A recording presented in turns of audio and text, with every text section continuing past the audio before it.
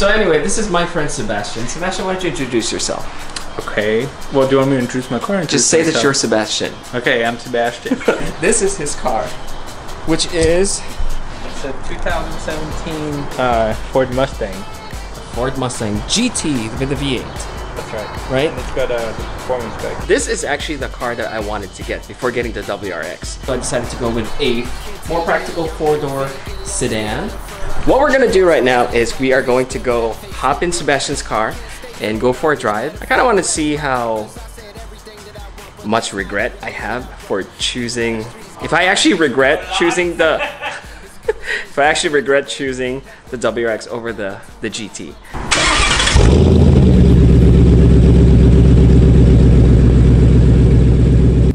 Oh my god, it's hot today. Are you not hot? You're wearing a sweater. You know, it's just because like at work I don't want to wear just like a t-shirt because like sometimes they... You wanna look professional. Semi-professional. It's like 2017 Mustang GT. Stereotypical American car, would you say? yeah. Well, I mean, I don't think it gets more American than a Mustang. Driven by a Frenchman Yeah. That's with a Filipino in the passenger.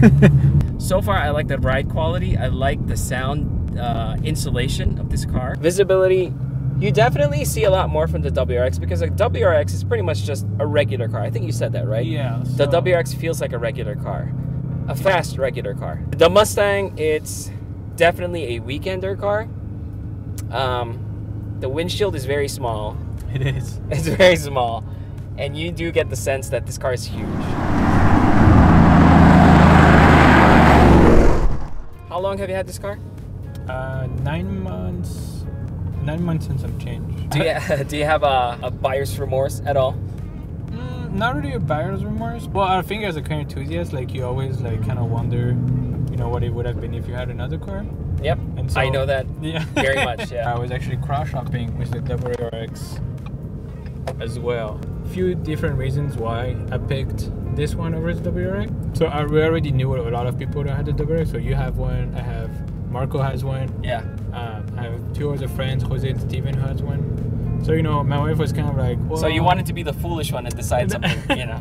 So my dad is a big Ford guy. Uh-huh. And so, you know, he was coming for Christmas, so I felt kind. So you kind of wanted to impress him, which is yeah, I guess you could say that.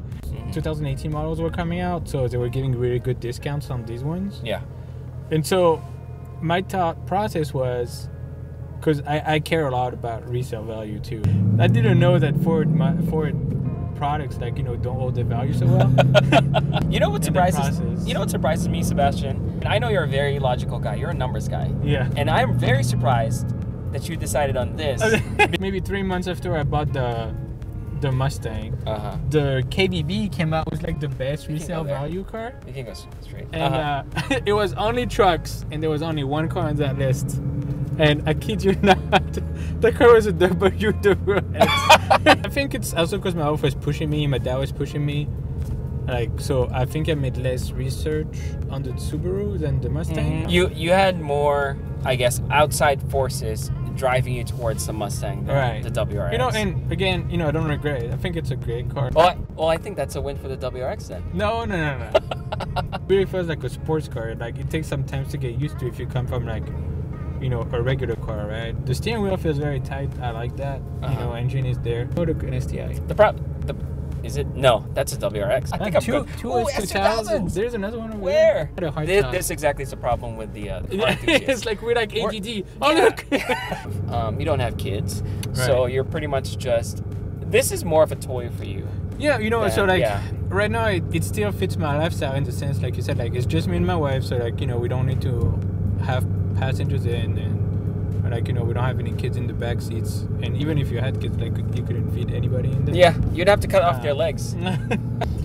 Isn't it sad that like the new Camry has more horsepower than the WRX? It is pretty sad. I was looking at numbers, and here's another thing with car enthusiasts. We're always comparing our cars to whatever new car comes out. I'm gonna hate so much hate in the comments, like, what'd you say about the WRX? Well, I'm gonna say about the WRX is that it has less horsepower than the Camry right now.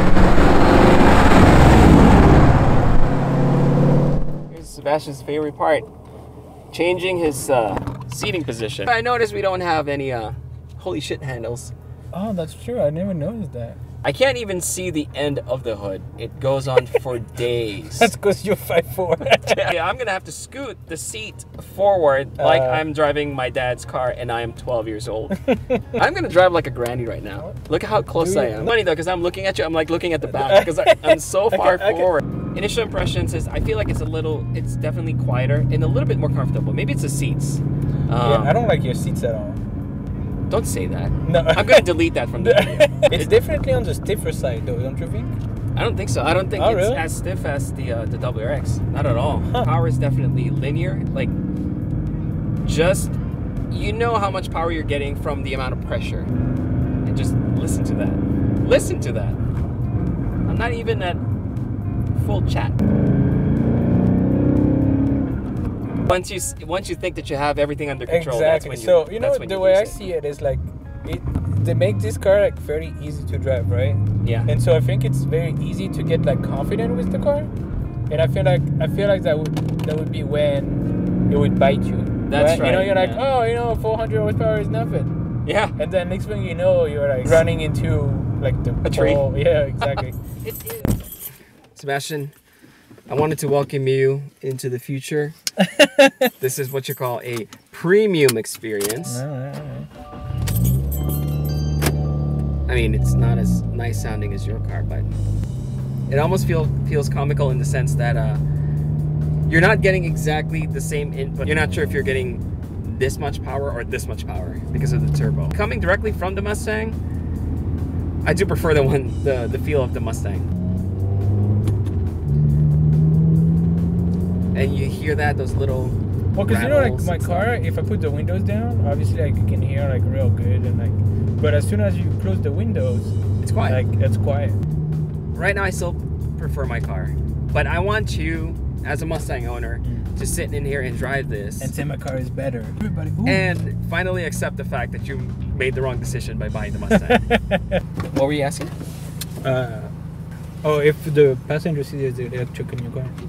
Is it what? Electric? Is it? Oh, no, on the passenger. Manual? No, it's manual. My car is electric.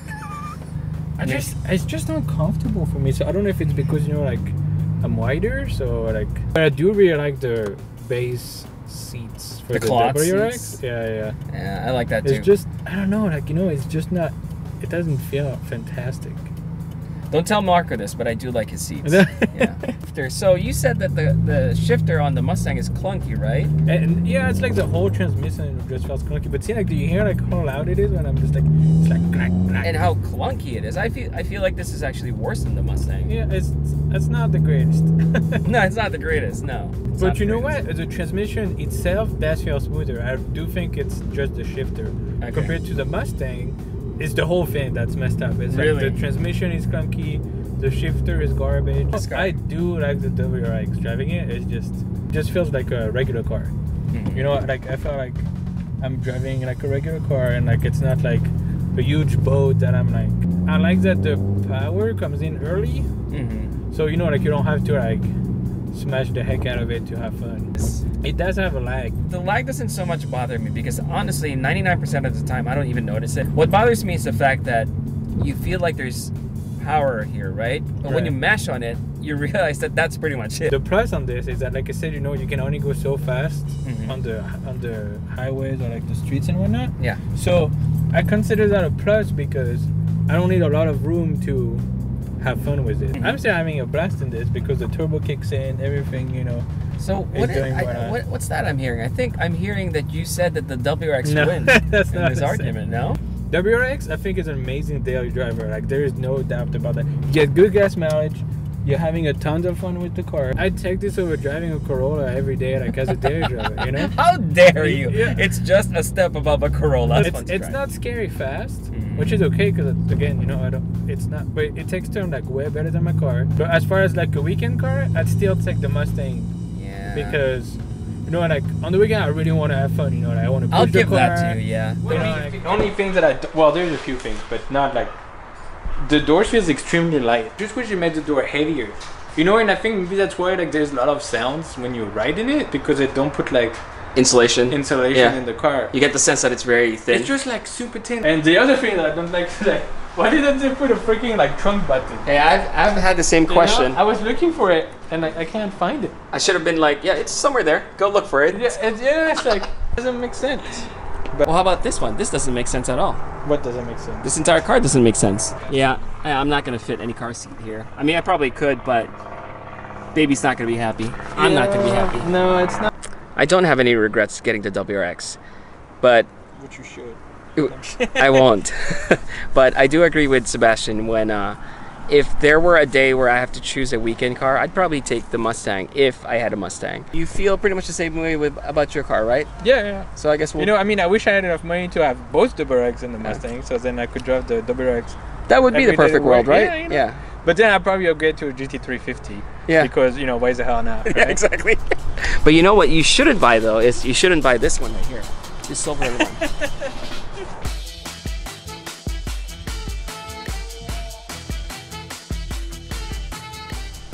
I'm gonna look for other things to notice. No. See that little plastic thing that's sticking out? That's bothering Sebastian so much. So my mission is to try to find more stuff like that so he can be more annoyed as he sits in traffic.